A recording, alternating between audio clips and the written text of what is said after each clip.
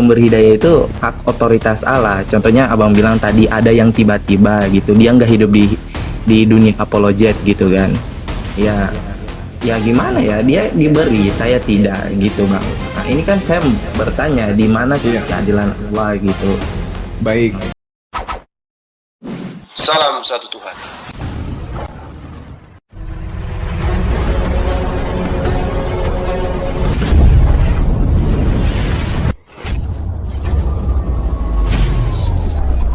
Ya, pengantar ini singkat para sahabat. Dukung semua ya sahabat-sahabat kita channel Densa News Muslim. Di like, di subscribe, di share sebanyak mungkin untuk supaya mencegah sahabat-sahabat kita di luar sana tidak terpengaruh terhadap pemurtadan. Semoga Allah memberikan selalu sikap istiqamah. Salam satu Tuhan, Allahu Akbar. Iya, saya mau nanya nih Bang Zuma sama yang lain ya. Saya dengar ya ada ayat Al-Quran seperti ini. Ya. Barang siapa Allah beri petunjuk, ia mendapat petunjuk. Dan barang siapa Allah sesatkan, ia tidak akan mendapat penolong dan pemberi petunjuk baginya. Nah, jadi istilahnya di sini Allah udah tentukan gitu manusia siapa yang diberikan berkat dan siapa yang akan disesatkan gitu nggak Bang Zuma? Mungkin saya salah ya. Iya. Itu Nggak. oke. Iya, bentar ya Bang. Kalau Ya, Allah udah silakan, tentukan silakan. gitu ya. Kalau Allah udah tentukan ya. Ya, kenapa seorang yang ditetapkan untuk disesatkan itu, contohnya mungkin saya ya Bang, kan saya di luar Islam katanya kafir gitu ya. Ya mungkin saya yang Allah tetapkan untuk disesatkan gitu ya. Terus siapa kalau saya mau masuk Islam tapi Allah udah tentukan kan udah diklaim di situ tidak tidak ada yang dapat memberi kamu petunjuk. Gimana kalau saya kafir sampai saya wafat gitu Bang Zuma? Ya takutnya gitu ya. Semoga enggak gitu. Iya. Baik. Iya. Iya. Silakan akhi. Monggo, dilanjut. Iya, baik. Allah Subhanahu wa taala menjelaskan di dalam Al-Qur'anul Karim dengan sangat jelas bahwa kebenaran itu semuanya sudah dilimpahkan oleh Allah. Kebenaran sudah Allah nyatakan kepada manusia. Barang siapa kemudian ingin beriman, kata Allah, silakan beriman. Barang siapa yang ingin kufur, silakan kufur. Al-Quran menjelaskan itu. Maka Allah mengatakan kebenaran itu dari Tuhanmu. Maka jangan sekali-kali engkau termasuk orang-orang yang ragu. Ini Al-Quran yang menyatakan. Ya, jangan sekali-kali engkau ragu. Nah, sekarang permasalahannya ketika Anda mengatakan bahwasanya Allah memberikan di dalam Al-Quran misalnya man yahdillahi fahuwal muhtadin wa may yudlil faulaika humul khasirun. Barang siapa diberi petunjuk oleh Allah maka dia yang mendapat petunjuk, dan barang siapa disesatkan oleh Allah maka merekalah orang-orang yang rugi. Ini bukan berarti berbicara mengenai hal yang Anda pikirkan bahwa saya sesat karena sudah ditentukan sesat. Enggak seperti itu. Kenapa demikian adanya? Karena ayat yang tadi itu adalah bagi mereka yang mengeraskan hatinya terhadap kebenaran Al-Quranul dan kebenaran Allah.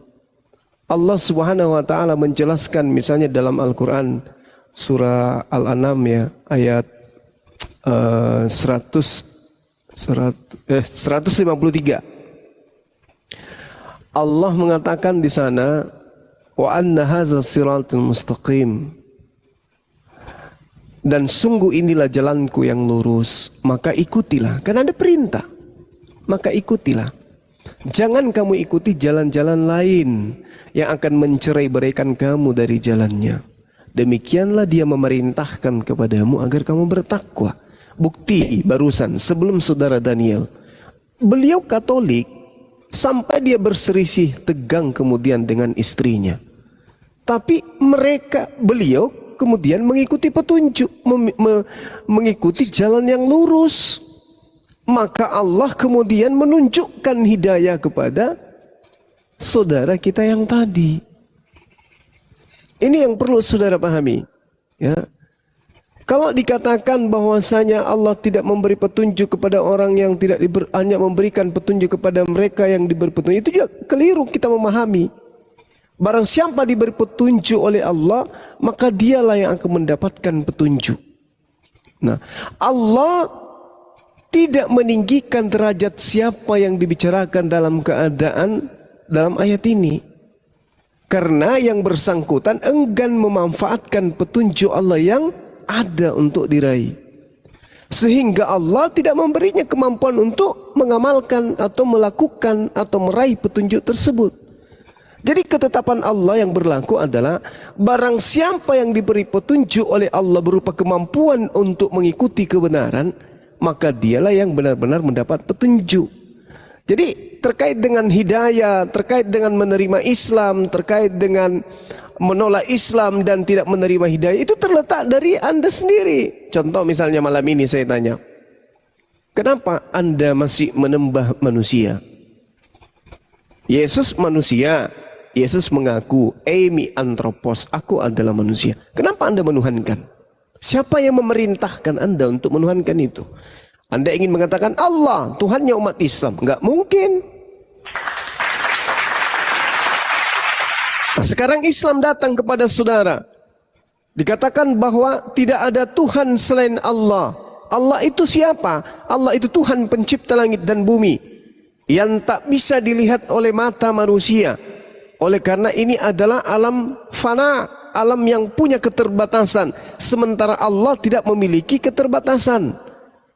Maka Allah tidak bisa kemudian menapaki alam yang penuh keterbatasan. Karena Allah tidak terbatas. Nah, begitu juga yang diceritakan oleh Tuhan, oleh kitabnya orang Yahudi. Yeremia 10 nomor 6. Pencipta langit dan bumi itu maha besar. Maha besar, Allahu Akbar. Dan dikatakan tidak serupa dengan apapun. Laisa kamitslihi syai'. Kalau dia tidak serupa dengan apapun, berarti kita tidak bisa menyerupakan dirinya dengan apapun itu. Yang ada dalam penglihatan kita, yang ada dalam pikiran kita, yang pernah kita rasakan, yang pernah kita dengarkan. Tidak bisa disamakan atau diserupakan dengan Tuhan. Nah, sekarang Allah Subhanahu wa taala datang kepada saudara mengatakan innani anallahu la ilaha illa ana. Yang datang kepada Bani Israel itu adalah utusanku. Dan utusanku itu aku berikan kekuatan mujizat dan tanda-tanda. Dia utusanku. Apakah Anda beriman kepada itu? Anda beriman, ya aku percaya Yesus utusan Tuhan. Tapi kenapa Anda tuhankan? Kira-kira yang ngajarin siapa? Anda sendiri kan? Karena akibat doktrin dan dogma. Tapi pada hakikat kebenarannya, posisi kebenaran absolut tidak sampai ke situ. Tapi kenapa Anda menolak? Apakah karena Allah? Tidak. Karena Anda sendiri. Karena Anda sendiri menolaknya, maka Allah Subhanahu wa taala tidak memberi petunjuk kepada Anda. Nah, andai saja Anda tidak menolaknya, maka Allah akan memberikan petunjuk kepada siapapun yang ingin menerima petunjuk tersebut. Seperti itu saudaraku ya. Jadi kalau misalnya Anda mengatakan, oh saya tidak masuk Islam karena saya ditetapkan. Siapa bilang? Siapa bilang? Kita diberi akal untuk berpikir. Kebenaran itu telah datang dari Tuhanmu. Barang siapa yang ingin beriman, maka silakan beriman. Barang siapa yang kemudian ingin kufur, maka silakan kufur. Ini jelas dalam Al-Quran dijelaskan seperti itu. Jadi tidak ada alasan bahwasanya saya kufur karena Tuhan tidak memberikan saya petunjuk. Petunjuk kayak mana lagi? Anda diberi akal, Anda diberikan penglihatan, Anda diberikan hati untuk mengetahui ke poin-poin kebenaran itu. Seperti itu Bang, silakan. Ya, tapi malam. Malam. Ya terlepas dari itu kan Bang Zuma, saya juga selalu nonton gitu kisah-kisah para mualaf gitu ya Bang Zuma. Bahkan ada yang dengar azan doang udah mualaf gitu. Bahkan ada yang tiba-tiba gitu. Padahal dia nggak mempelajari Bang Zuma. Kan bisa dikatakan rahmat dan hidayah itu hanya Allah yang menentukan. Gitu kan Bang Zuma? Iya bener ya, salah ya? Iya, betul. Ya, Sampai dia terus tanya ini sih. Berkali-kali Anda udah menanyakan ini loh. Enggak, saya belum apa ya. Aduh, bingung saya juga. Saya nggak masuk gitu Bang Sugi Bang gitu Juma dari udah dulu. pernah menerangkan ini loh. Iya, saya Malam. belum masuk gitu Bang dari dulu Iya, juga nanti kau enggak. belajar sendiri lah, Bang. Sabar pengelontop. Sabar Iya. sabar ganti-gantian ya. Saya bingung juga gitu Bang. Bingungnya kenapa, saudara saya?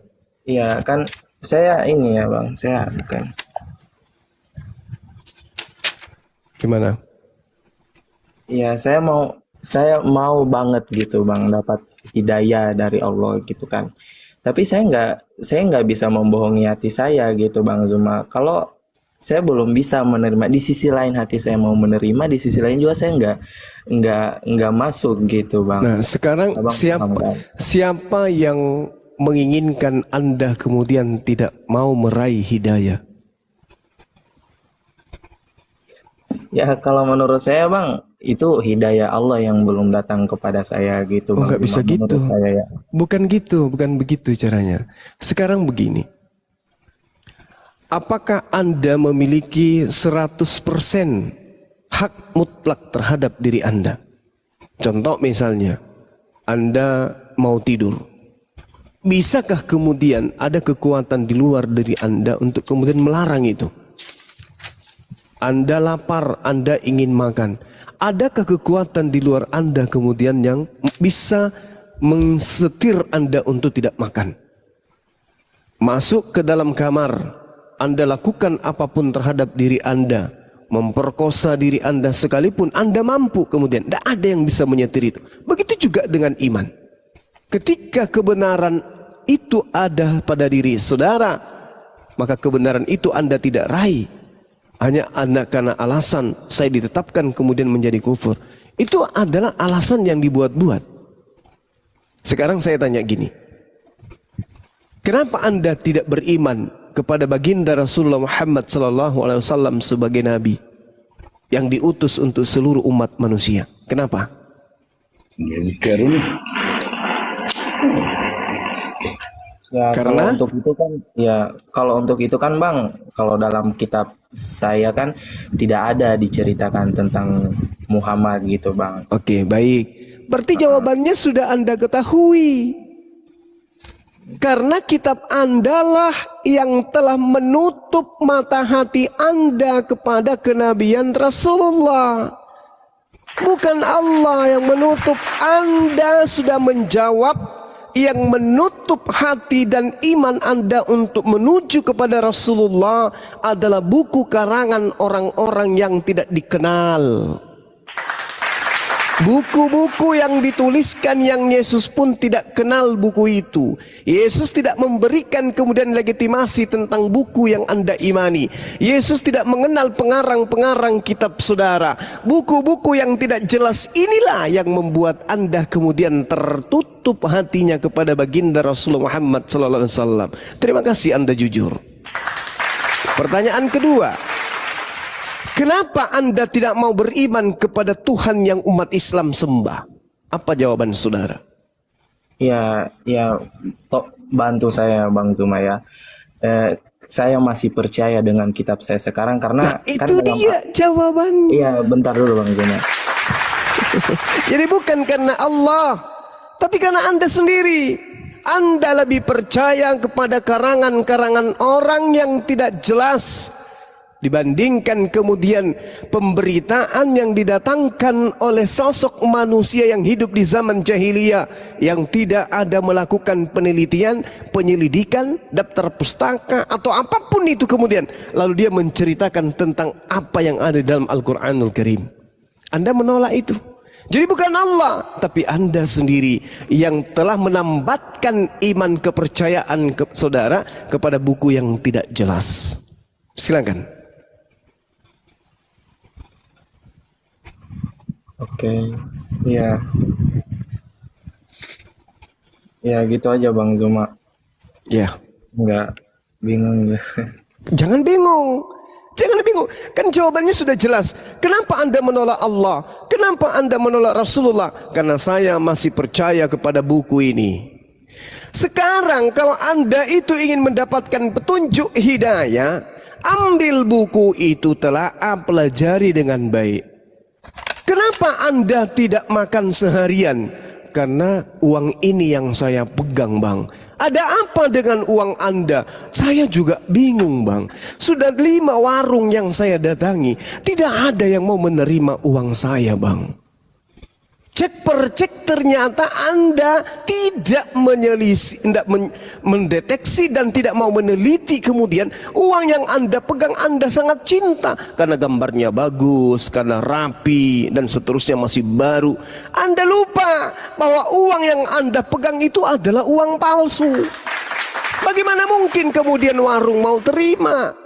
Bagaimana mungkin kemudian hidayah ini bisa datang sementara Anda membelanjakan uang palsu? Bagaimana barang-barang itu mau datang? Bagaimana hidayah itu mau datang? Anda kemudian tergadai dengan buku-buku palsu tersebut. Buku yang mengajarkan Anda menyembah kepada sesama Anda manusia. Bagaimana Anda bisa keluar dari cengkeraman itu sementara Anda percaya sesuatu yang batil? Gak bisa, Bang, gak bisa. Makanya Al-Quran menarasikan dengan sangat jelas, kebenaran itu datang dari Tuhanmu. Barang siapa yang ingin beriman, silakan beriman. Barang siapa yang ingin kufur, maka silakan kufur. Ada satu hal yang ingin saya hadiahkan kepada saudara malam ini. Sebuah ayat di dalam Al-Quranul Karim yang mungkin bisa Anda renungkan. Allah Subhanahu wa taala menerangkan, bismillahirrahmanirrahim, wa man azlamu mimman iftara 'ala Allahil kadhiba wa huwa yud'a ilal Islam wallahu la yahdil qaumaz zalimin. Ini hadiah dari saya buat saudara. Dan siapakah yang lebih zalim daripada orang yang mengada-adakan kebohongan dan kedustaan terhadap Allah, padahal dia diajak kepada Islam. Dan Allah tidak memberi petunjuk kepada orang-orang yang zalim. Anda zalim, makanya Anda tidak mendapatkan petunjuk. Loh, Bang Suma jaga mulut kalau bicara. Apa rupanya yang harus saya jaga? Allah Subhanahu wa taala menerangkan, Allah tidak memberi petunjuk kepada orang-orang yang zalim. Kenapa Anda tidak mendapatkan hidayah? Karena Anda zalim. Apa buktinya? Anda percaya kepada buku yang tidak jelas asal muasalnya. Anda zalim. Bang, kebanyakan orang yang nggak belajar juga ya dapat hidayah gitu, Bang. Iya, Nggak betul. belajar Islam itu, tiba-tiba dia Betul tersentuh sekali. gitu. Betul Nggak sekali. belajar juga. Baik, betul sekali. Narasi yang saya bangun, ada orang yang membelanjakan uang palsu yang kemudian bisa mendapatkan makanan. Apa itu? Mungkin pada saat dia datang ke warung, yang pemilik warungnya itu melihatnya iba. Melihatnya, kedatangannya orang ini benar-benar menghambakan, benar-benar memperlihatkan permohonan. Dia benar-benar terlihat tidak makan. Bukan sombong angku di hadapan sang penjual. Ini uang asli loh, ini kan baru, ini kan bagus, dan seterusnya. Memperlihatkan keangkuhan di hadapan penjual yang ada. Tidak dapat makanan, padahal yang dibawa uang palsu. Ketika Anda bertanya, ada hanya mendengarkan suara azan, ada hanya mendengarkan kematian, bahkan ada yang hanya bermimpi mereka bersyahadat. Tapi kenapa saya ini? Saya sudah belajar bertahun-tahun. Karena Anda angku di hadapan Allah, Anda zalim. Apa zalimnya? Mari kita buktikan. Kita buktikan malam ini juga bahwa Anda adalah zalim. Saya ingin tahu dari saudara, menurut saudara saya ini, saudara David, apakah pencipta langit dan bumi ini pernah berhenti menjadi pencipta langit dan bumi? Silakan Anda jawab. Ya kalau pakai akal sehat ya nggak mungkin. Nggak gitu, Bang. mungkin. Lalu Ya, kenapa? Bang, Lalu kan kenapa? kebanyakan gitu ya. Oke. Kebanyakan gitu ya orang-orang yang nggak belajar gitu ya. Ya bisa Oke. kita bilang ini orang yang nggak mencari gitu, orang yang Oke. masih menantang Baik. kebenaran gitu Baik. menurut Islam. Tapi dia Baik. tiba-tiba gitu masuk Islam, nggak Baik. belajar gitu ya. Baik. Hidup, Oke. makannya dan tidurnya pun kafir gitu, menentang Allah gitu. Tiba-tiba dia diberi hidayah masuk Islam. Baik. Anda mengatakan bahwa Tidak mungkin secara akal kemudian pencipta langit dan bumi itu berhenti menjadi pencipta. Artinya Tuhan semesta alam itu tidak akan pernah mungkin menjadi manusia. Saya ingin tahu, menurut saudara, Yesus itu Tuhan atau bukan? Ya Tuhan bang, kalau saya di Kristen ya tetap Tuhan. Udah selesai. Berarti Anda zalim. Tadi jawaban pertama, pencipta langit dan bumi tidak akan pernah berhenti menjadi pencipta. Dengan kata lain, pencipta langit dan bumi mustahil menjadi manusia. Mustahil menjadi manusia. Sebab manusia itu bukan pencipta langit dan bumi. Sebab manusia itu adalah ciptaan. Tapi jawaban yang kedua, menurut saudara, apakah Yesus itu Tuhan? Apa yang Anda jawab? Yesus itu Tuhan. Padahal Yesus manusia. Berarti Anda jatuh kepada hadiah yang saya berikan. Wa man azlamu mimman iftara 'alallahil kadziba wa huwa yud'a ilal Islam. Anda adalah pendusta, Anda adalah pembohong. Tadi Anda mengatakan Tuhan tidak mungkin berubah menjadi bukan Tuhan. Tapi ketika berbicara anak Maria yang manusia, yang tidak bisa berbuat apa-apa dari dirinya sendiri, Anda mengatakan Yesus itu Tuhan. Anda pembohong, Anda pendusta, Anda jatuh kepada kezaliman yang nyata. Ini belum berapa menit kita berbicara. Yang diterangkan Al-Quran justru menjadikan umat Islam semakin kuat imannya terhadap Allah. Wa man azlamu mimman iftara 'alallahil kadziba wa huwa yud'a ilal Islam. Siapakah yang lebih zalim daripada orang yang mengada-adakan kebohongan terhadap Allah? Allah tidak serupa dengan makhluk. Allah tidak akan pernah bisa berhenti menjadi ciptaan. Allah tidak bisa berhenti menjadi bukan Allah. Tetapi kemudian Anda mengatakan manusia Yesus yang lahir di kandang binatang itu adalah Tuhan. Anda zalim. Pantas kalau kemudian Anda itu tidak bisa mendapatkan hidayah. Lalu bagaimana dengan mereka yang tiba-tiba hanya mendengarkan azan, padahal mereka pembangkang. Dia pembangkang terhadap Allah. Tapi mereka bukan hidup di dunia apologet.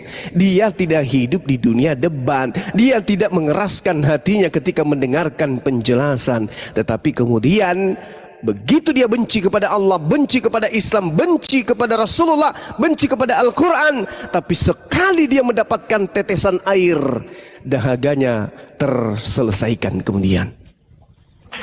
Ya, otoritas Allah ya bang untuk memberikan hidayah gitu. Istilahnya saya mencari keadilan gitu bang.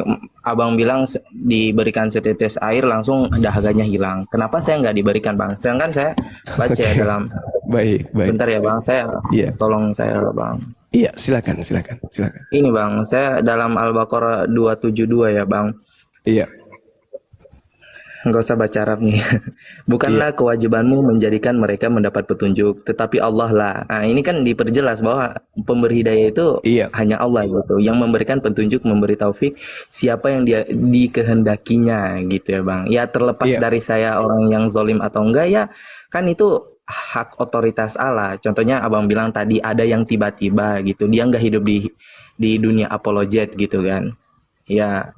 Ya gimana ya, dia diberi, saya tidak gitu bang. Nah ini kan saya bertanya di mana sih keadilan Allah gitu.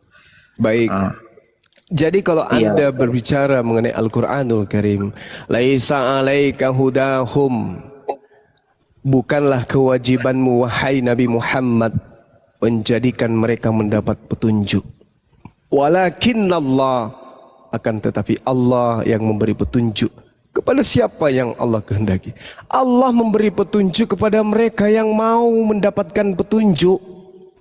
Sekarang bagaimana mungkin Allah memberikan petunjuk kepada manusia yang sudah nyata-nyata tahu Yesus manusia, tapi mengeraskan hatinya menganggap Yesus itu Tuhan. Allah itu adil. Anda mencari keadilan. Allah itu adil. Tidak akan mungkin Anda dipalingkan kemudian kepada keinginan Anda mempertuhankan manusia yang Anda tahu dia adalah manusia, dan Anda jatuh cinta kepada penyembahan terhadap manusia itu. Itu gak mungkin. Allah itu maha adil. Tapi seketika Anda memalingkan hati Anda, bagaimana mungkin saya menyembah ini, kan manusia. Ini gak benar. Manusia kok saya sembah. Ini nggak benar. Lebih baik saya ateis, lebih baik saya menjadi ayam sekalian daripada saya menyembah sesama saya manusia. Tapi kan Anda tidak ingin itu. Anda tidak mau. Meskipun apapun yang terjadi, Yesus tetap Tuhan. Kan itu yang Anda inginkan.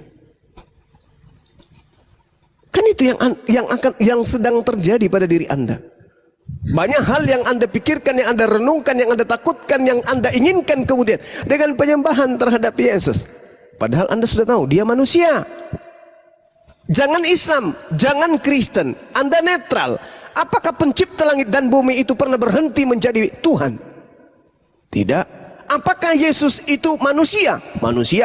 Apakah pencipta langit dan bumi itu pernah berhenti jadi Tuhan dan menjadi manusia? Tidak pernah. Kalau secara akal. Tapi secara iman Anda pasti akan mengatakan, yes, Yesus itu manusia, tetapi dia juga Tuhan. Ini zalim.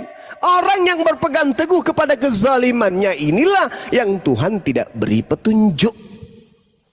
Kenapa nggak diberi petunjuk orang-orang kayak gini? Karena mereka zalim. Zalimnya mereka mematikan akal mereka, lalu kemudian mengedepankan iman mereka. Habis itu dia bertanya, kenapa Allah tidak adil? Kenapa Allah tidak memberikan saya hidayah? Loh, gimana ceritanya? Gimana ceritanya? Ibarat Anda ini lagi tenggelam. Anda lagi tenggelam. Anda bisa berenang berenang ke pinggir danau. Anda bisa berenang. Tapi Anda teriak, kenapa tidak ada pelampung yang dilemparkan kepada saya? Ini tidak adil. Begitu ya? Sementara yang lain dikasih pelampung. Saya kenapa nggak dikasih pelampung? Padahal dikasih petunjuk. Bung, kamu tinggal 3, 4, 5 kali narik napas. Goyangkan tangan kiri dan kanan secara bergantian ke depan. Anda sampai dan Anda selamat. Tapi Anda tidak melakukan itu. Gaya dada bisa. Gaya dada pun bisa, gaya kupu-kupu bisa. Tapi Anda tidak melakukan. Anda ingin disuapin dengan pelampung. Ini namanya zalim. Bunuh diri itu namanya. Allahu Akbar. Ceramahnya. Masya Allah. Udah, silakan. Iya. Minum dulu Bang, capek kali ya Bang? Enggak? Iya, nggak apa-apa. Iya, makasih nih waktunya ya. Iya. Jadi kalau saya menyikapi tadi ceramah Bang itu memang luar biasa Bang, salut lah ya. Itu bukan ceramah loh, itu menjawab Oke lah Bang. Dulu, Pak Ngalontop ini Kristen atau Islam? Zalim juga ini. Oh, Iya, zalim. zolim. Zalim juga pasti. Jadi Pangan apa nih, mau disampaikan atau mau ditanya atau mau bertanya? Enggak, karena kebetulan ini kan Yesus ini kan apa ibaratnya kan menyangkut dengan pribadi saya, Tuhan saya kan pribadi itu, ya kan, betul nggak? Iya. Jadi saya mau bertanya seperti ini Bang, jelas Yesus itu memang manusia di dunia, buktinya dia lapar, dia tidur. Nah, jadi kalau misalnya kalian mengatakan dia itu manusia, iya, dia manusia. Pertanyaannya, supaya jangan salah persepsi, ini ada namanya salah persepsi di dalam pandangan. Orang Muslim berpandangan bahwasanya apa? Yesus itu manusia, kenapa jadi Tuhan? Nah, kalau kami enggak, Tuhan itu datang ke dunia untuk melakukan namanya sesuatu perubahan di dalam ciptaannya. Sebagaimana Tuhan, dia memiliki cara, dia mempunyai cara pikir tersendiri, dia mempunyai apa namanya ibaratnya kekuasaan tersendiri. Bagaimana sih supaya ciptaan saya ini benar, bagaimana sih supaya apa yang saya bentuk ini menjadi lancar perjalanannya atau semua teratur. Nah, sebagaimana hakikat dia adalah sang pencipta. Nah, dia melakukan satu namanya penerobosan dengan cara seperti itu, bahwasanya aku akan datang ke dunia ini untuk melakukan namanya perubahan, sebagaimana itulah cara dia, karena dia Tuhan, dia yang buat, dia yang berkuasa, dia yang melakukan segala sesuatu. Seperti itu kalau menurut aku. Gimana pandanganmu Bang Zuma? Oke, muncul pertanyaan Bang. Iya, yang Anda uraikan ini, yang ajarkan Anda Tuhan atau setan? Coba. Kalau Anda mengatakan Tuhan yang mengajarkan, berarti berbicara mengenai kitab suci. Nah, kalau berbicara mengenai kitab suci tertua milik Yahudi. Sekarang tunjukkan dalilnya di kitabnya orang Yahudi yang mengatakan pencipta langit dan bumi merubah dirinya menjadi ciptaan. Silakan. Ya, jadi ginilah dulu Bang. Ya, karena kuliah abang jangkauannya lumayan luas nih. Jadi saya ini coba hanya untuk bercoba kita manusia kan dikasih akal nih bang ya. Jadi kalau Betul kita, sekali. jadi kalau kita nanti berbicara dan karena kuliah selalu kuperhatikan yang selalu perdebatan itu masalahnya nanti dicarilah Suara dari apa sih? Krak. sejarah ini atau ini kan. Jadi maksud saya gini bang, contoh nih ya adalah orang umat muslim. Itu Dia suara apa itu bang? Berisik bang. Suara apa udah itu bang? dimatiin bang, udah bersih kan? Ya coba lanjut. Nah itu dia. Nah, suara apa lagi tuh? Udah, Nah, coba tes. udah. Jadi adalah orang muslim, dia melakukan masa mudanya berzina, udah kan? Nah, dia kalau menurut dari pandangan kalian lalu bang mengenai hal seperti itu, bagaimana Tuhan menyikapi apa yang kita berbuat? Contoh pembunuh, perampok, udah dibunuh, diperkosa, dirampok lagi, gimana Tuhan? Apa dia ke neraka pakai surga? Iya, baik. Tadi pertanyaan saya itu nggak dijawab ya. Saya dikit bentar bang. Ya, silakan. Ya bang, maaf ya bentar. Bang, ya saya mau ucapin terima kasih bang atas penjelasannya. Insya Allah saya gitu ya, insya Allah keren. Insya Allah saya mau nanya-nanya sekali lagi gitu bang. Saya mau memastikan bang. Ya, Tunggu dulu David, jangan dulu kau potong David. bentar, saya Kalau mau pamit dulu bang, supaya oten-oten yang lain dapat pencerahan dari Bang Zuma ini. Ya Iya, bang, udah makasih banyak zolim. bang atas Udah waktunya bang, dizolimi kau atas tadi. penjelasannya bang. Sama-sama Iya Bang bang, David. iya bang. Shalom Bang Zuma, Tuhan memberkati Bang Zuma. Amin. Gimana bang? Iya, baik. Al-Quran menjelaskan, illa man taba wa amana wa amila salihan, faulaika yadkhulunal jannah wa la yuzlamuna syai'an. Kecuali orang yang bertaubat. Kecuali orang yang bertaubat, beriman dan mengerjakan kebajikan, maka mereka itu akan masuk surga dan tidak dizalimi, tidak dirugikan sedikit pun. Jadi mengenai dosa dia yang sebelumnya gimana bang? Yang pertobatan. Yang misalnya nih, contoh nih ya, saya bunuh orang, saya udah perkosa orang, udah rampuk, bunuh lagi. Nah, tentu dong namanya kita manusia kan ada namanya titik kita sadar akan perbuatan kita. Kita meminta maaf lah seperti orang muslim, ya Allah ya Robi ampunilah segala dosaku ya Allah. Betul? Itu kan masuk abang kan? Iya. Pertanyaan saya, dosa saya yang membunuh manusia itu bagaimana Tuhan menyikapi itu? Iya. Al-Quran apa jawabannya? Iya. Baik, tadi sebenarnya sudah menjawab, tapi abang dak ini. Saya kasih data yang lain. Al-Quranul Karim menjelaskan yauma yajma'ukum liyaumil jam'i dzalika yaumut taghabun wa may yu'min billahi wa ya'mal salihan yukaffir anhu sayyi'ati wa yudkhilhu jannah tajri min tahtihal anharu khalidina fiha abada dzalikal fawzul azim. Ingatlah pada hari di mana Allah kemudian kelak mengumpulkan semua manusia pada hari perhimpunan. Itulah hari di mana kesalahan-kesalahan akan diungkapkan oleh Allah. Dan barang siapa beriman kepada Allah dan mengerjakan kebajikan, niscaya Allah menghapuskan kesalahan-kesalahannya, menghapuskan dosa-dosanya dan memasukkannya ke dalam surga. Mereka kekal di dalamnya. Itulah kemenangan yang agung. Oh, berarti misalnya nih, contoh nih saya Kristen nih ya. Iya. Ya, misalnya saya pembunuh, perampok nih, udah saya memerkosa, udah bunuh lagi. Iya. Jadi supaya saya masuk surga, saya harus masuk Islam. Anda bertobat masuk Islam, insya Allah akan diampuni dosa-dosanya. Jadi dosa saya yang membunuh manusia itu, yang menghilangkan nyawanya itu diabaikan aja nanti kalau saya pindah Islam. Ini sudah dijelaskan oleh Allah. Barang siapa yang beriman kepada Allah dan mengerjakan kebajikan, niscaya Allah akan menghapuskan dosa-dosanya dan memasukkannya ke dalam surga. Oh, berarti kalau sekarang saudara kita yang muslim itu melakukan berzina atau ini, jadi sehingga kalau dia mengaku bersalah jadi bertobat, sholat jadi sebagaimana rukun Islam dilakukan, itu dosanya yang semua yang dilakukan pembunuh perampok yang muslim itu masuk surga. Ya. Kalau dia taubatan nasuha, masuk surga. Dan satu hal, iya, maksud saya Iya. kan adalah orang, kita taruhlah dia umur 25 tahun melakukan itu. Nah, dia insaf lah dia kan. Jadi dia Bertobat. ini cerita muslim nih ya. Dia bertobat jadi rajin sholat dan sebagaimana lah muslim sejati ya kan. Nah itu dosanya itu diampuni nggak? Diampuni. Perbuatan dia yang Perbuatannya diampuni dosanya oleh Allah. hukumnya apa? Gimana? Hukumannya atas perbuatannya itu nggak ada. Diampuni dosa-dosanya oleh Allah. Kan sudah jelas. Oh begitu pemahamannya. Iya. Oh, Siap. gitu ya. Iya. Bagaimana kalau di Kristen? Kalau di Kristen itu bang, nah mungkin nanti kalian percaya apa nggak percaya, tapi inilah sejarah yang saya tahu bang ya. Iya. Contoh Daud lah, dia kan mengingini istri prajuritnya, dia minta maaf sama Tuhan. Oke Daud, kau minta maaf, aku ampuni, tapi perbuatanmu itu kuhukum kau atas perbuatanmu. Itu dia. Makanya saya berpikir beda berarti ya kalau Tuhan saya bang, ya.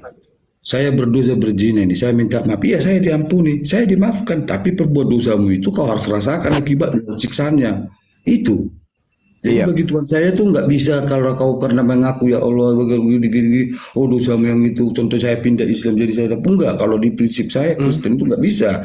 Kau zina, kalaupun kau bertobat aku Tuhan minta maaf lah atas perbuatan, iya kau diminta maafkan, makanya hidup kau masih bernapas. Berarti kau dikasih apa kan? Tapi perbuatanmu itu kau harus menanggung hukumannya.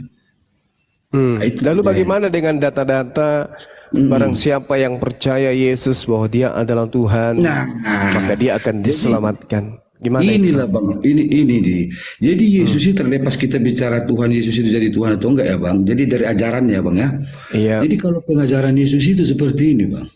Memang dosa manusia itu yang dari dulu apa yang dilakukan dia itu Tuhan tidak pernah namanya tidak memberikan hukuman sama dia. Tetapi Tuhan memberi kemudahan. Gini contohnya bang. Yesus itu kan mengajarkan kasih kan bang. Artinya kasih itu buah roh itu tidak benci, tidak pendendam. Pokoknya damai sejahtera lah yang ada di dalam hati dan pikirannya. Dengan begitu bang, bahwasanya segala sesuatu yang menyangkut hutang perintah Tuhan yang dilawan manusia kalau dia hidup di dalam kasih, itu akan dibenarkan bang. Bukan berarti dia benar, tapi Tuhan akan menganggap itu sesuatu yang benar. Tapi perbuatan Maksudnya apa itu? Maksudnya apa itu bang? Dibenarkan gini, contoh bang, contoh gini saya misalnya dia membunuh, seperti seperti Sambo misalnya kemarin. Itu gimana itu? Iya, itu dia harus nanggung hukumannya bang. Lalu bagaimana dengan dalilnya dia percaya kepada Yesus? Dia akan diselamatkan. Bedanya gini bang, contoh Sambo kan, dia udah jelas membunuh itu kan ceritanya kan dari hukum kan, dia bersalah nih menghilangkan nyawa orang, ya kan? Di dunia aja dia dihukum, apalagi Tuhan, dia dihukum, tapi untuk menentukan dia ke surga ke neraka nanti Tuhan akan menimbang sesuai dengan cara Tuhan. Ada juga timbangan ternyata ya. Itu ada juga timbangan. Itu kan ini kalau ya penjelasan Anda itu larinya ke Islam. Itu satu hak prerogatifnya bang. Itu penjelasan Islam itu bang. 1 Yohanes 2 nomor 1, dengarkan saya. Anak-anakku, hal ini kutuliskan kepadamu supaya kamu jangan berbuat dosa. Akan tetapi jika seorang berbuat dosa, kita mempunyai seorang pengantara kepada Bapa, yaitu Yesus Kristus yang adil. Roma 10 nomor 9. Barang siapa yang berkata dengan mulutnya Yesus itu Tuhan, maka dia akan diselamatkan. Lalu bagaimana dengan dosa yang Anda tadi katakan? Bukankah orang Kristen ketika mati itu langsung ke surga? Siapa bilang? Lah, semua orang Kristen itu ketika kita berdialog mengatakan mereka tidak ada siksaan kubur, langsung surga. Gini loh bang. Gini. Orang Kristen itu tidak terlalu membahas seperti kalian jalurnya, contoh kalau mati nanti kemana. Di Kristen nggak terlalu dibahas di situ. Jadi mereka nggak mengerti alam kubur, gitu loh. Jadi kalau menurutkan udah saya bilang tadi bang, hukuman mau mati kita mau ini tetap Tuhan tuntut hukuman. Apa yang ku perbuat selama hidup. Oleh karena itulah Tuhan memiliki hak prerogatif. Makanya dibilang dia maha kuasa. Nanti kan kalau di Kristen. Makanya dibilang nanti bang, kalau Kristen dibilang nanti Tuhan akan menghakimi, dikumpulkanlah semua manusia itu dihakimilah sesuai perbuatannya masing-masing. Gimana cara Tuhan memberi hukuman, itulah hak prerogatif Tuhan, gitu. Lalu bagaimana dengan kematian Yesus di atas tiang salib? Nah, kalau kematian Yesus di atas tiang salib itu, Bang, kita nggak bisa menjawab secara langsung, oh begini, begini. Enggak, kita harus belajar apa? Kita harus kembali ke namanya dari awalnya zaman Musa, hukum Musa dan kitab para nabi. Itu, Bang, sebenarnya penentu. Jadi kematian Yesus ini untuk apa? Kematian Yesus ini untuk apa? Nah, boleh saya izin bicara, Bang, tapi jangan diapa Silakan. dulu. Nah, gini, Bang, ceritanya. Saya persingkat aja ya supaya nggak menghemat waktu. Jadi gini, Bang, kalau di Kristen itu kan, kita kan di buku di Alkitab itu kan kita ada namanya belajar kitab Musa. Walaupun itu kita isi kitab Musa itu nggak lengkap semuanya, gitu loh, ya kan? Nah, di dalam kitab Musa itu kita dapat namanya pelajaran seperti hukum Taurat. Ya kan? Nah, di dalam Kristen itu kita diajarkan di dalam hukum Taurat itu, hukum Musa itu, dari hukum Musa ini, Bang, kalau kita menilik dari hukum Musa, kita jangan bicara Yesus dulu ya. Dari hukum Musa ini, Bang, sebenarnya kalau menurut hukum Musa, kita itu nggak ada yang bisa ke surga, Bang, sebenarnya. Kalau dalam pandangan Gimana? kalau kita bicara Yesus dulu, Bang, ya. Kalau dari kitabnya, dari hukum Musa, Bang, dan kitab para nabi, bahwasanya kita manusia ini, Bang, nggak layak ke surga. Karena apa? Surga itu tempatnya suci, kudus. Kita ini manusia berdosa. Oleh karena itulah makanya dibilang ada istilahnya Tuhan akan menguduskan umatnya supaya layak ke surga. Dengan cara apa? Tuhan menguduskan umatnya supaya bisa masuk ke kerajaan surga itu karena surga itu tempatnya suci, nggak bisa berdosa. Itulah, Bang. Jadi makanya apa? Tuhan mengambil cara dengan cara seperti tadi yang kita di Kristen ini. Jadi karena itu tidak bisa dihukum. Makanya kan tumbal tumbal. ya Pak. Bukan beda, Bang, tumbal. Jadi ginilah, Bang, kalau seorang pencipta handphone bisa nggak kita ajari dia untuk memperbaiki apa yang diciptakan? Dia yang tahu kan? Itu, Bang. Makanya dibilang karena dari konsekuensi dari Taurat inilah makanya apa manusia itu tidak bisa ke surga. Dengan begitu Tuhan mengambil cara menguduskan umatnya dengan cara dia harus turun untuk namanya melakukan pengudusan untuk dosa umatnya. Tapi ingat Bang, dosa manusia yang berbuat zina yang ini tetap nanti dia akan dihukum. Itulah Tuhan. Makanya dibilang dia, saya bukan manusia yang bisa dipermainkan. Kau berzina, kau akan dapat hukuman. Gitu, Bang. Ceritanya. Jadi dari mana Anda mendapatkan kemudian ilmu bahwa Taurat itu kemudian menyebabkan orang tidak masuk ke dalam surga? Nah, kita berbicara hukum. Nah, dalam disiplin hukum kita harus tahu hukum itu ada konsekuensi, ada prinsip, ada dasar, ada asas. Jadi kita di Kristen tidak diajarkan hukum Taurat itu seperti hanya butir-butir Pancasila. Jangan berzina, jangan makan babi, jangan apa, jangan ini, enggak. Dasar hukumnya apa? Jika kau melakukan sunat, tapi kau berzina, sunatmu itu dibatalkan Tuhan. Karena apa? Tubuhmu sudah najis. Nggak ada lagi gunanya kau potong kulit dagingmu, padahal apa? Kau tubuhi perempuan. Contoh. Oke, baik, sunat baik, waktu Bang. kecil. Oke. Udah, Bang. Saya udah paham. Sekarang begini, kalau tidak berzina, tetapi tidak bersunat, itu gimana kedudukannya? Tetap Di sama, mata Bang. Tuhan. Tetap sama. Contoh saya, Bang, ya. Saya kan nggak bersunat nih, Bang. Ya, saya melanggar hukum Taurat, nggak ada basa-basi. Tetap saya pelanggar hukum Taurat. Nah, berarti Anda tidak akan masuk surga karena Anda melanggar Taurat. Iya, kalau dari hukum Taurat saya nggak masuk surga. Iya. Itu. Iya. Siapa bilang orang Kristen itu kalau di dalam secara kasarnya, Bang, kami itu memang dididik secara apa? Melanggar hukum Taurat. Iya. Sunat kami langgar. Karena apa? Sunat itu nggak bisa dihapuskan. Itu kemampuan. Nggak bisa kita abaikan. Saya Kristen, saya pelanggar hukum Taurat. Real itu. Iya. Itu. Tapi Jadi nanti kalau saya ke surga itu, Bang, itulah dibilang karunia. Artinya apa? Contoh saya sendiri lah, Bang, kan saya udah melakukan zina begitu. Udahlah saya langgarin hukum Taurat itu. Tapi saya ikutilah ajaran Yesus itu kasih. Contohnya kalian Muslim kan, saya dilarang membenci kalian. Saya harus mengasihi kalian seperti diri saya sendiri. Nah, hal itulah dilihat Tuhan untuk langkahnya perubahan. Oleh karena itulah apa? Ya sudahlah. Kasih karunia lah, ya udah kau dimasukkan ke surga. Itu artinya Bang karunia, bukan karena perbuatan saya lagi, Bang. Itu maksudnya. Baik. Jadi sekarang gini, kasih yang Anda diajarkan di agama Anda itu kasihnya kepada manusia aja atau kepada Tuhan juga? Saya mengasihi manusia berarti saya mengikuti aturan Tuhan. Karena apa? Mengasihi Tuhan itu adalah melakukan apa yang kuperintahkan.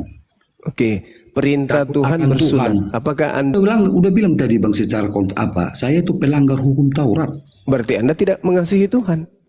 Iya, saya orang berdosa. Ya benar. Lalu bagaimana Anda bisa masuk ke dalam surga mendapatkan kasih karunia karunia? tadi. Itu Bagaimana kasih karunia, Anda? Bagaimana Kasih Anda karunia. bisa mendapatkan kasih karunia kalau Tuhan murka sama Anda? Gimana ceritanya? Oleh karena itulah Bang, bukan. Oleh karena itulah Bang, kita dibuat Yesus itu ajaran kasih. Loh, kasih kan tadi mentaati perintah Tuhan. Sedangkan Anda melanggar perintah Tuhan. Gimana Anda bisa dikatakan Sekarang kasih? saya tanya balik Bang. Saya tanya balik Bang. Eh, Dosamu apa aja? Bisa kau hitung? Ya, dosa yang melanggar perintah Tuhan itu disebut dosa. Nah, sekarang kalau kita melanggar kalau kita melanggar perintah Tuhan. ya, kalau kita Ya melanggar udah. perintah Tuhan, Sama dong kita kan? kalau kita melanggar perintah Tuhan itu bukan karena faktor sengaja, maka Allah tidak menghitung itu sebuah dosa. Kalau tidak sengaja. Contoh yang tidak Tapi sengaja kalau- apa Bang? Contoh misalnya tidak sengaja itu menabrak orang meninggal, membunuh orang kan, membunuh orang itu kan menghilangkan Berarti- nyawa orang itu kan berarti, Bang, dosa. gini, Bang. Tapi menabrak orang tanpa sengaja itu bukan dosa. Berarti perbedaan Oke. persepsi kita tentang dosa udah beda Bang. Nah, Kalau di sekarang kami beda. Apa Beda itu dosa menurut saudara? Nah, jadi kalau di kami itu Bang, jangan misalnya nih berzina. Misalnya ada cewek cantik nih lewat, mata saya aja udah berpikir. Oh iya, itu dosa juga bagi kami. La Itu sama, taqrabuz Bapak. zina. Nah, Iya. sekarang kalau Tuhan yang memerintahkan bersunat tapi Anda tidak bersunat, itu dosa tidak? Dosa. Dosa. besar. Sampai kapan dosa itu berubah menjadi berkat? Sampai dosa itu menjadi berkat dari pertobatan saya. Ukuran pertobatan di Kristen itu ialah buah roh. Bagaimana ceritanya Anda dikatakan misalnya gini Bang, mencuri itu dilarang oleh Ya. Tuhan. Tapi Anda mengaku bertobat dari mencuri tapi setiap hari Anda mencuri. Gimana ceritanya tuh? Nah, Apakah itu disebut bertobat? inilah pertobatan yang dimaksud itu Bang. Tahu pernah Bang lihat Mencuri dan Bukan. tidak mengaku Iya. tidak mencuri tapi mencuri gitu. Ya, begini, makanya dengarkan dulu Bang ya. Kan tadi saya kan udah pelanggar hukum Taurat nih karena saya agak sunat. Itu fix ya, saya pelanggar hukum Taurat. Udah. Iya. Iya. Dan banyak lagi hukum Taurat yang mungkin saya langgar yang saya tidak tahu karena banyak hukum Taurat ini kan. Jangan ada ilah lain tapi Anda membuat ilah baru. oke lah. Iya banyak kan Bang. Nah, jadi seperti tadi kita harus ingat prinsipnya hukum Taurat itu Bang. Contoh, saya ini sunat tapi saya berzina atau main sama perempuan lain. Sunat saya ini nggak dianggap Tuhan lagi satu kebenaran, dianggap najis. Itulah kalau dari pemahamannya. Tapi mengenai tadi, Tapi itu nggak ada dalilnya. Itu nggak ada dalilnya. ada Bang sebenarnya di kitab Yohanes. Tidak itu. ada, enggak ada. Sunat batal karena berzina itu enggak ada dalilnya. Artinya gini Sunat, Bang, bisa bahasanya gini, Bang. sunat ini perintahnya memotong kulub. Iya. Memotong kulub. Jadi Nah, maksudnya gini, sekarang kalau orang Bang. itu berzina, dosa sinanya dapat tapi tidak kembali dikatakan tidak bersunat, tetap aja dia bersunat. Iya, Berarti tetap pahala bersunat, bersunat juga berjalan. Jadi gini Bang, kalau bahasa rohaninya di Alkitab gini katanya di Bible gini. Satu yang kau lakukan, yang satu lagi jangan kau abaikan. Waduh, bahasa rohani, dalil rohani bang. Ah, jadi udah tunggu dulu ya biar nggak mundur ke belakang maju ke belakang ya. Gini maksud saya tadi kan. Jadi mengenai inilah saya tadi, saya berzina, saya melanggar hukum Taurat. Nah, pertobatan yang Tuhan mau dari saya untuk bisa memungkinkan saya ke surga, itulah buah roh tadi Bang. Ada buah-buah roh, buah kasih itu. Bagaimana Anda masuk surga Anda tidak bersunat? Bagaimana Anda bisa mendapatkan karunia sementara Anda adalah pelanggar? Gimana ceritanya? Jadi kan digini Bang, kalau di dalam tadi Barangnya tidak masuk surga, barangnya tidak masuk surga, Guru. tunggu dulu Bu. Jadi maksudnya gini Bang, saya nih lah contoh pelanggar sunat ya, saya nggak sunat nih, jelas saya melanggar hukum Taurat dan itu dosa, tetap itu dosa.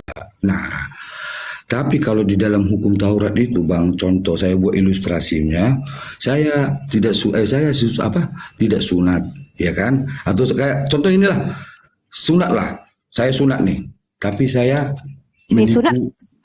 menipu, membohongi orang, ya kan? Mabuk, narkoba. Jadi lebih banyak dosa saya melanggar hukum Taurat karena saya sunat. Sekarang pertanyaan, bagaimana mungkin Tuhan memasukkan saya ke surga? 10 hukum Tuhan saya langgar, 1 saya ikuti. Coba gimana? Nggak bisa, Bang. Jadi gini, ketika Begitulah abang pemahaman itu, kami, Bang, kira-kira gitu. Kalau abang makanya gimana? harus berdasar kepada kaidah hukum. Mm-mm. Di Kejadian 17 nomor 14, barang siapa yang tidak menyunatkan dirinya, maka bunuhlah dia, karena dia telah membatalkan hukum perjanjianku. Dia harus dihilangkan, dia harus dilenyapkan. Artinya, Anda ini harusnya sudah dibunuh. Lah, jadi apapun kebaikan yang Anda lakukan itu sudah tidak dianggap, karena Anda sudah dianggap mati di hadapan Tuhan. Kenapa? Karena Anda sudah melanggar perjanjian kekal. Dikatakan dalam kitabnya orang Yahudi, barang siapa yang tidak menyunatkan dirinya, maka lenyapkanlah dia dari sebangsanya, karena dia telah melanggar hukumku. Nah, sementara Anda mengatakan ajaran kasih. Kasih itu adalah mentaati perintah Tuhan. Perintah Tuhannya Anda langgar. Bagaimana mungkin Anda mengatakan Anda penganut Perintah Tuhan ajaran itu kan, kasih? perintah Tuhan itu Bagaimana banyak, Anda Bang. bisa mendapatkan kasih karunia kalau perintah Tuhan Anda saja Anda langgar?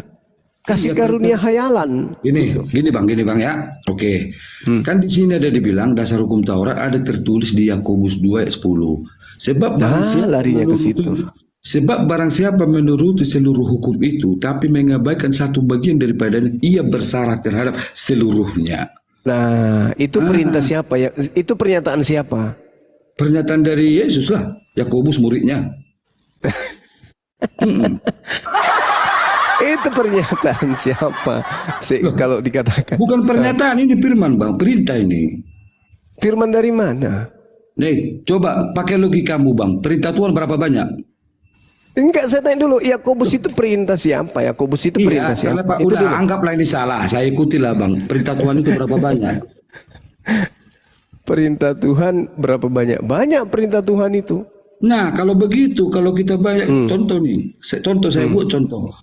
Ada orang Muslim sunat, tidak makan babi, tapi menipu, mabuk, berzina, main perempuan, jahat sama temannya, gimana itu, Bang? Masuk surga nggak dia tuh? Pertobatan kan ada pertobatan. Nah, Kan itulah ada solusi. pemahaman. Enggak, itu pandangan kalian, pandangan kami seperti tadi.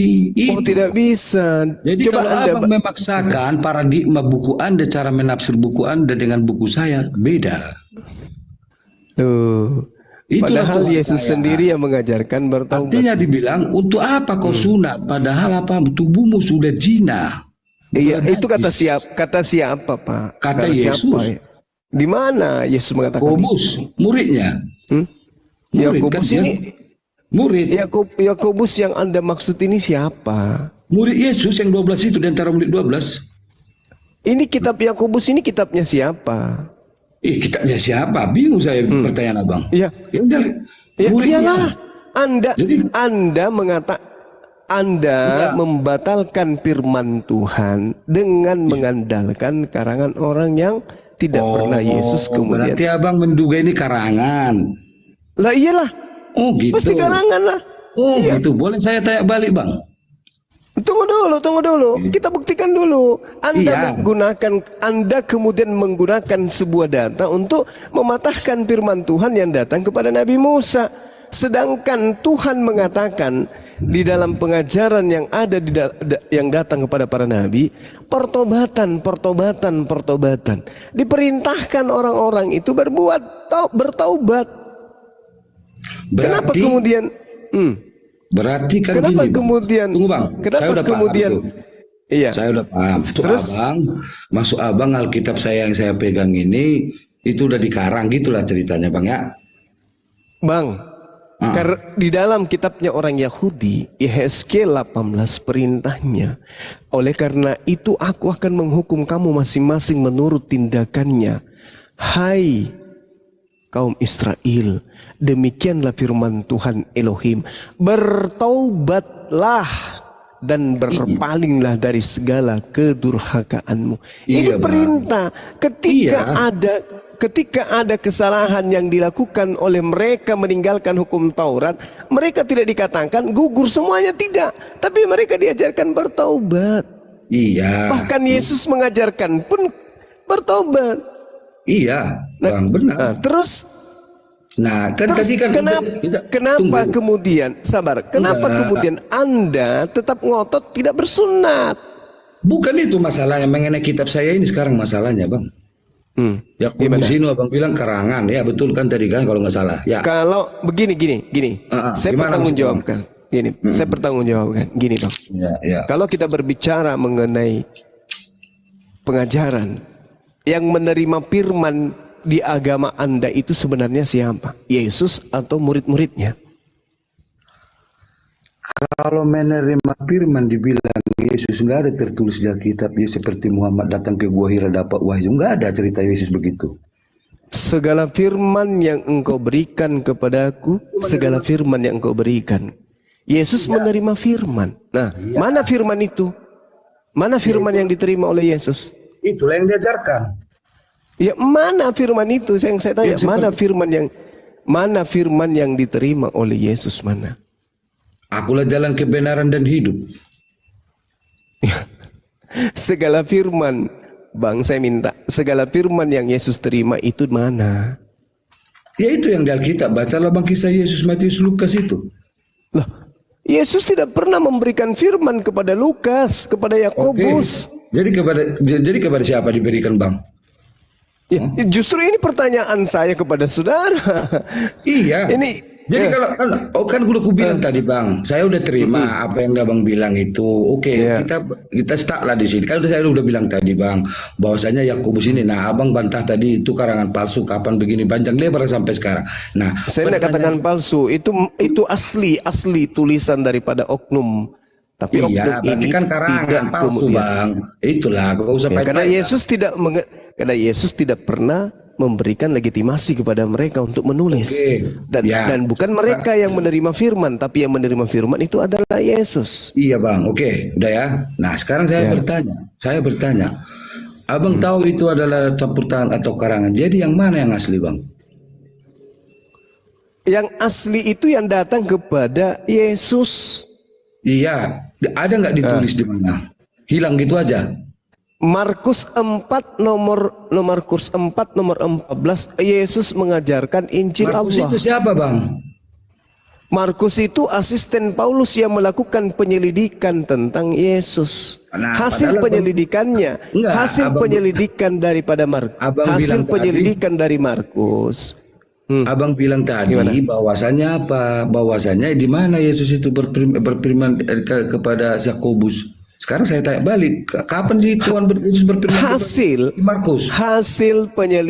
Hasil penyelidikannya Markus menerangkan Yesus mengajarkan Injil Allah di Galilea. Berarti itu kitab Markus itu Abang percaya itu benar?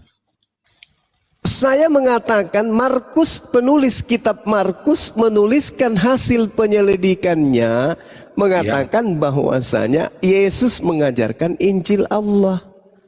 Pertanyaannya, Markus 1 nomor 14. Tapi pertanyaannya kan mana? Udah karangan, Bang. Di mananya? Ini kisah, Pak. Ini kisah di kitab saudara. Makanya saya bertanya, apakah kisah ini bullshit? Atau kan kisah ini karangan? Iya, Abang sendiri bilang tadi. Kalau bukan karangan, tunjukkan mana Injil Allah yang Yesus beritakan. Mana? Kan saya udah cerita tadi, Bang. Abang bilang karangan. Oke, kita setuju ini karangan. Jangan balik ke Alkitab. Sekarang kita tanya jawab tanpa Alkitab. Bisa nggak lu, Bang? Loh, kitab Anda mengatakan Yesus mengajarkan Injil Allah. Pertanyaannya mana Injil Allah itu? Iya kan saya udah terangkan, kasihilah musuhmu. Itu kan Injil, Bang. Jadi yang mana maksud abang? Bang, Yesus itu adalah nabi penerima firman. Iya, firman yang, Sekarang yang disampaikan Yesus itu di mana bang? Justru saya yang bertanya, mana firman yang Yesus terima ini mana? Ya saya kasih tahu, abang nggak percaya itu karangan, ya udah berarti kita tutup nih, udah kan selesai. Firman yang Yesus terima dari Tuhan itu mana? Iya kan saya udah kasih tahu tadi bang, itu nggak karangan itu abang bilang ya udah kita tutup. Oke, berarti tidak ada ya?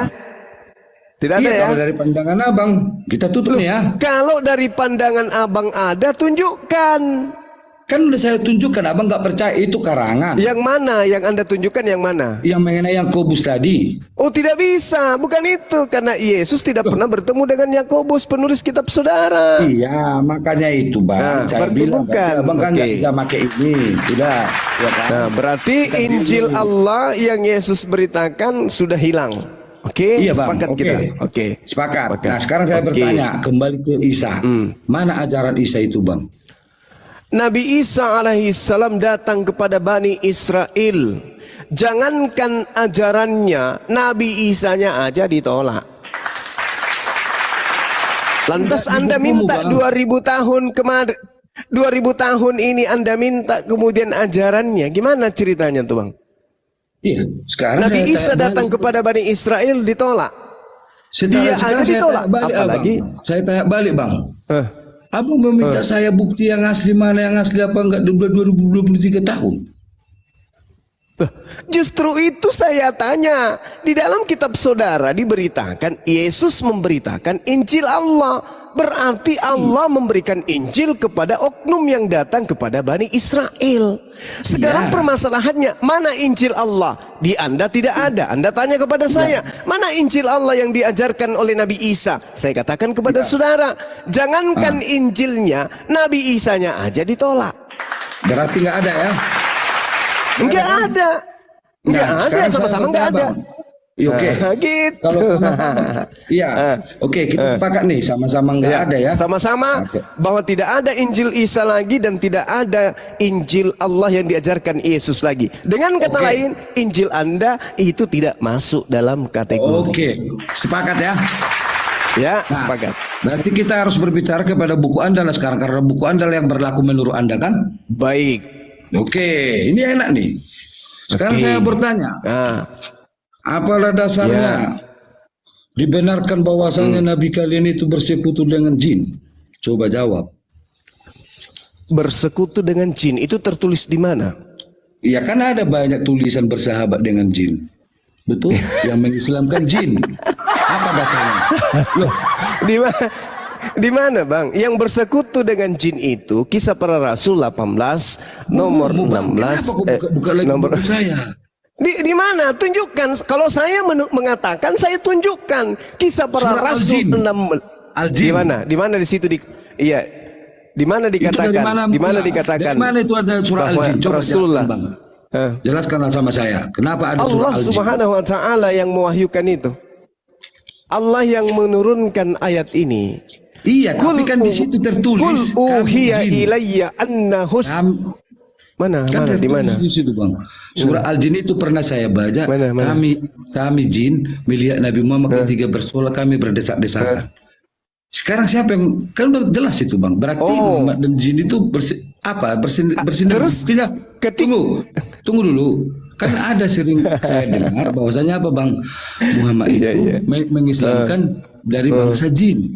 Pertanyaan saya, bagaimana saya siapa? Iya, tunggu dulu Bang. Saya bertanya kan Alkitab saya. Kenapa Anda kayak orang santai aja, santai aja. Oke. Santai aja.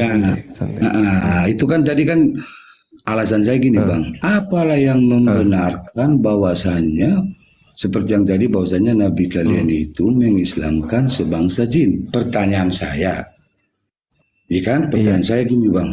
Pertanyaan saya gini Bang. Apakah di antara kalian atau sampai sekarang bisa ada yang membuktikan bahwasannya jin itu ada agamanya? Loh, Bang, jin itu adalah makhluk Allah. Jin itu berarti nggak bisa kan? Dengarkan dulu. Dengarkan Ya nggak dulu. bisa. Bang. Jawabannya bisa nggak dibuktikan?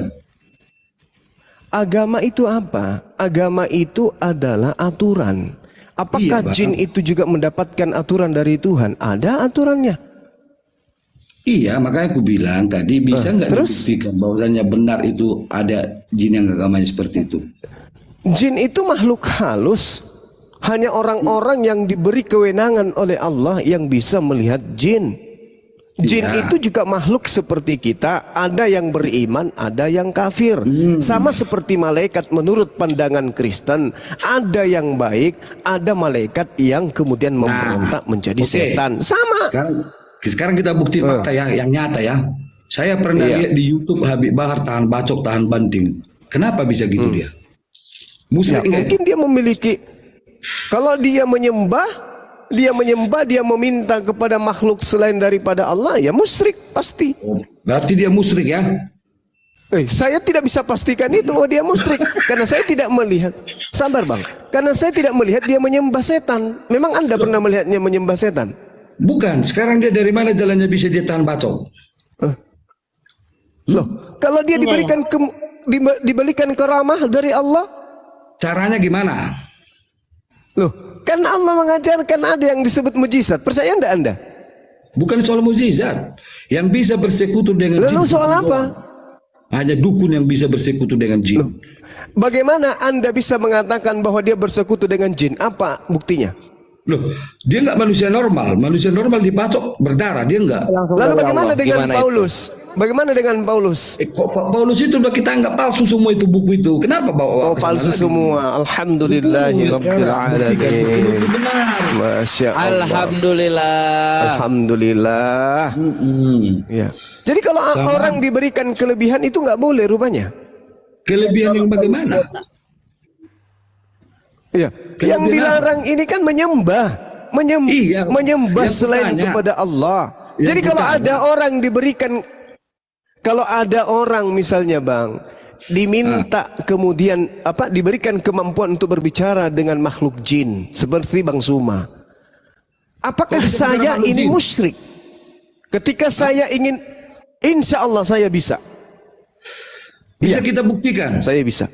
Bisa kita buktikan di depan orang banyak. Ya nggak bisa Anda buktikan. Yang bisa membuktikan cuma saya, karena hanya saya yang bisa lihat jin. Anda nggak bisa. Saya Gimana Anda bisa berdoa di membuktikan depan- kalau saya saya lagi ngobrol berdoa sama di jin, depanmu. sementara Berani Anda nggak nggak bisa lihat menentang jin? saya? Anda makan. Hah? Buktikan. Berani nggak kau? Apa-apaan bang? Apa-apaan? Anda mau ngapain, Saya bang? berdoa. Dengarkan Saya saya, bang. guru ndak gini, Bang, guru. dengarkan saya, bang. Jangan emosi, bang. Jangan emosi. Jangan Enggak. emosi. Kau bilang tadi kau santai. bisa- Saya ceritakan sejarah saya dulu supaya dapat. Iya. Saya membeli sebuah gunung, bang. Dengar dulu. Kalau Anda tidak bisa duduk tenang, ya, mending Anda Saya turun. dengarkan, Bang. Sejak Saya bulan sudah bicara, berapa saya kali dengarkan. buktikan, dan saya sudah berapa kali ditemukan saya ada di Makassar dan udah diam sudah kau diam. Saya sudah berapa kali ditemukan ada di Makassar dan orang juga melihat saya ada di kota lain. Ayo loh. Saya beli gunung, bang, tempat pemotongan pada masa penjajahan Belanda. Tidak ada satu warga pun yang berani. Dengarkan dulu saya. Tidak ada satu warga pun kemudian yang berani menginjakkan kakinya di gunung tersebut. Sampai hari ini, bayangkan, dari sejak kerajaan Belanda, kerajaan Goa, tidak ada yang berani menginjakkan kakinya di gunung itu. Saya beli tanah tersebut, gunung tersebut, apa kata pemerintah? Bapak mau ngapain beli tanah kayak gitu? Kami aja warga nggak berani ke sana, bahkan dulu mau dijadikan tempat pemakaman orang Bulukumba, tapi kemudian begitu mereka beli, mereka dihantui kembali, tanah itu diambil. Dulu bahkan pernah menjadi landasan angkatan udara, tapi mereka tidak melanjutkan karena mereka sering dihantui. Saya katakan apa? Berikan tanah itu, saya mau punya, saya ingin membelinya. Saya beli. Lalu saya berdoa kepada Allah. Saya katakan kepada Allah, ya Rabb, saya ingin cari nafkah di sini. Kalau memang ini berpenghuni, mohon perintahkan penghuninya datang ke rumah saya. Ya. Datang ke rumah saya, bang, penghuninya. Masa? Iya. Itu kenapa itu, Bang? Anda mungkin nggak percaya, karena Anda nggak bisa lihat jin. Saya bisa. Oh Insya gitu. Bisa bang ya. Tapi tidak Bang. semua Seru ini, jin Bang. saya bisa lihat, tidak. Iya seru bang, terus bang. Nah, ini saya sudah buka-bukaan karena Anda minta. Iya bang ya. Oh iya. Namanya kita Oh, sharing iya. bang ya. Oh, nyata. Nyata ya. Pangalon, kalau pengen adu sakti, datengin Iya, ini makanya, Pastor Simon Adi. iya. Nah, Oh, baru. bisa. Gurunda. Nah, jadi saya minta kepada Allah, kalau memang beliau itu kemudian ingin berdialog dengan saya, ya, kalau beliau memang ingin bercerita dan bertukar, Iya bang. Terus bang. Halo. Tunggu, Gurunda sinyalnya merah. Oh, oke. Allahu Akbar, Masya Allah. Jangan Anda salah Jadi saya satu katakan, jinnya ya. kalau memang keberatan, saya bilang silakan datang ke rumah. Oh, penghuninya datang. Dia suami istri datang. Ketika saya tutup mata dengan mengecilkan mata saya, menutup mata saya tapi tidak sampai tertutup, kelihatan nampak. Ketika saya buka lebar mata saya, tidak nampak. Oh gitu ya. Saya katakan, apakah saya boleh kemudian untuk cari nafkah di tempat itu? Kalau boleh, silakan Anda tetap di sini. Silakan Anda tinggalkan tempat ini. Tapi kalau tidak boleh, silakan Anda tinggal di tempat ini. Pulang langsung balik kanan, dua-duanya pulang. Alhamdulillah, sampai hari ini tempat saya aman.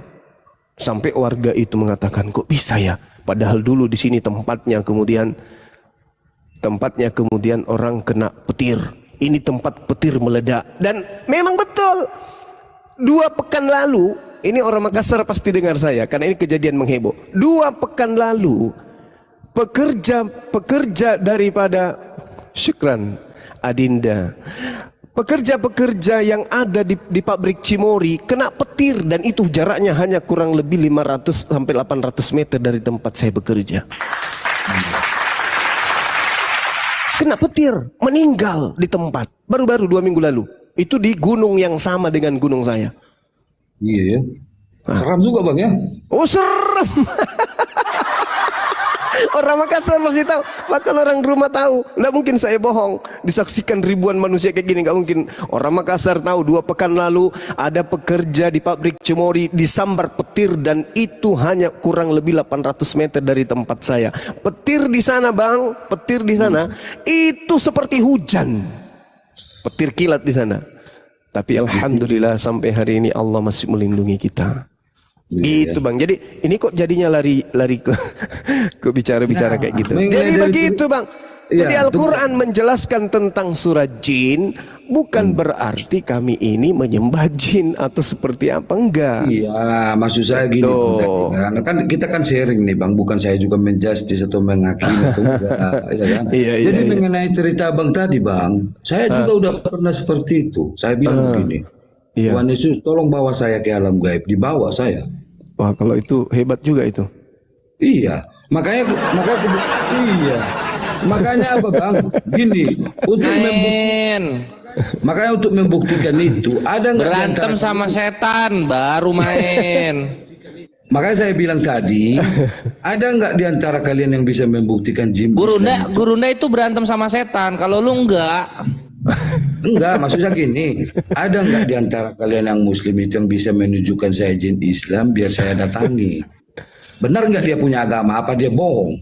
Apanya itu tuh? Maksud saya. Gini kalau bang, nggak ada, ya berarti susah untuk dibahas. Gitu gini saya, bang, jin itu ada juga yang beriman. Jin itu bukan setan, tapi jin yang kemudian ingkar kepada Tuhan itu golongan setan. Sama seperti manusia. Manusia itu bukan setan, tapi manusia yang ingkar kepada Tuhan itu bagian daripada golongan setan. Gitu bang. Iya bang. Jin itu juga begitu.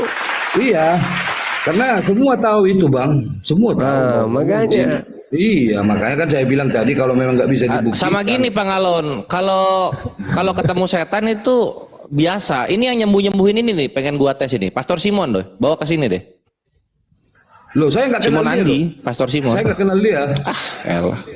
Iya, gini bang, supaya bang jangan salah paham ya. Banyak pendeta gadungan mengataskan nama mujizat, mengataskan Yesus. Saya nggak kenal si Simon itu siapa. Oh gitu. Oke. Iya. Karena di Kristen ini banyak juga pendeta gila. Gitu loh. Makanya jangan tolak ukurnya pendeta. Jangan.